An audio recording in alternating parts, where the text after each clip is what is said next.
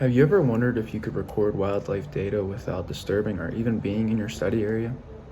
Hello, my name is Christopher Guest and I am a wildlife management student here at Hockin College. Today I'm going to teach you how to conduct a wildlife camera trapping survey and some key tips to maximize your success. Finally, I will elaborate on how these surveys work hand in hand with conservation and management efforts. Step 1 being setting a study area and a target species.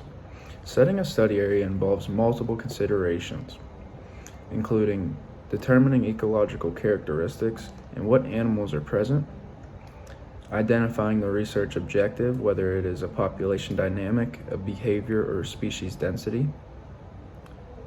And once these factors are understood, then you are able to select a target species. Selecting a target species can either be based on ecological significance or your conservation status. Step 2 being camera setup. Camera setup has three main factors. One being your memory cards, one being your batteries, and the third being the settings of the camera itself. Now, the batteries and the SD cards, they will do their job as long as they have not been corrupted or drained or overloaded with information that they are not able to handle. Which brings me to my first sub-step being double checking your equipment. Double checking your equipment is super important in this camera trapping survey because you can go and leave your camera out in the field for a week or maybe up towards 3-4 weeks and not receive any data or information because you didn't double check your equipment and made sure that the proper factors were taken care of. Which brings me to my third step, camera location and selection. When selecting a location for your camera, it is important to keep these factors in mind. Keeping your cameras around well-traveled deer trails, forest field edges, ridge tops, drainage patterns, junctions of trails, hollow logs, and hard mass producing areas attract many species. Which brings me to my second sub-step being making sure your camera is facing north or south instead of east or west. This is greatly important because if you have your camera facing east or west, you will receive a lot of glare in your pictures and maybe it can keep you from identifying a species that you need to know about. So that's why keeping your camera facing north or south will greatly increase the odds of getting quality pictures and data that you are looking for. Also, finding a suitable tree 10 to 15 feet north of the site that you want to photograph is important, as well as keeping it 12 to 15 inches above the ground and finding another tree 10 to 15 feet south of your study location.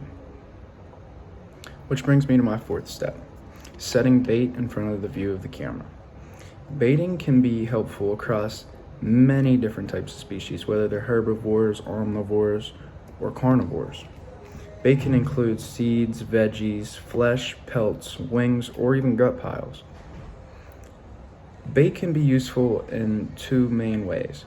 It can attract more species to take the route that your camera is watching, and also keep your species in view of the camera for longer, which could be super helpful when trying to record videos or study behavior of certain animals.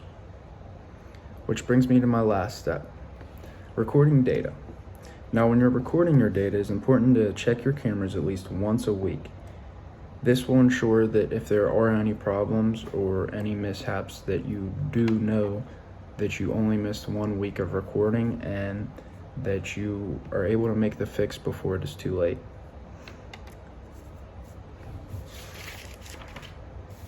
Which brings me to my last and final sub-step is how does this help with management and conservation efforts? This helps with management and conservation because it keeps an undisturbed area to study, and these cameras take pictures 24/7 from 12 a.m. in the morning till 12 p.m. in the evening, and it is a great way to get a lot of undisturbed information without sending a biologist or another field representative into the field and getting scented or spotted by maybe your target species that can be spooked very easily. Overall, camera trapping surveys provide a solid foundation for further research, management, and conservation. Camera trapping surveys have been proven to be highly effective for studying wildlife populations and behaviors. The effectiveness of this experiment is in the hands of the user more than the equipment itself.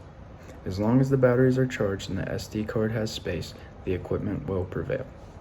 Thank you.